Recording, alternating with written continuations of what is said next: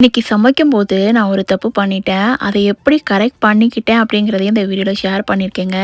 இன்னைக்கு நைட்டு டின்னருக்கு பீட்ரூட் இடியாப்பம் பண்ணலாம் அப்படின்னு சொல்லிட்டு தாங்க கிச்சனுக்குள்ளவே வந்தேன். சரி ஃபர்ஸ்ட்டு பீட்ரூட்டை ஸ்லைஸ் பண்ணி குட்டி குட்டியாக கட் பண்ணி எடுத்துக்கிட்டேங்க. ராகி இடியாப்பம் மாதிரி பண்ணலான்னு சொல்லிட்டு 2 கப் ராகி எடுத்துக்கிட்டேங்க. இதுதான் ஃபர்ஸ்ட் டைம் நான் பீட்ரூட் இடியாப்பம் பண்ணுறேன். அதனால தான் அந்த தப்பே வந்தது. பீட்ரூட்டை ஊற்றும் போது நான் வடிகட்டி ஊற்றிருக்கணுங்க. டைம்னால எனக்கு தெரியலைங்க. அப்படியே ஊற்றி நான் ராகி மாவில் பிசைஞ்சிட்டேங்க. தேங்காய் துருவலை இடியாப்பம் புளியறதுக்கு முன்னாடி இந்த மாதிரி ஆட் பண்ணிட்டு அதுக்கு மேல இடியாப்பம் பிழிஞ்சா நல்லா இருக்குங்க. 2-3 தேங்காய் சில்லு, கிராம்பு, சுக்கு பொடி கிட்ட துருவல் இல்ல, அதனால பிளெண்டர்ல போட்டு எடுத்துக்கிட்டேங்க. ஃபர்ஸ்ட் லேயர் புளியும் போது தான் எனக்கு வந்து ரெகக்னைஸ் ஆனது.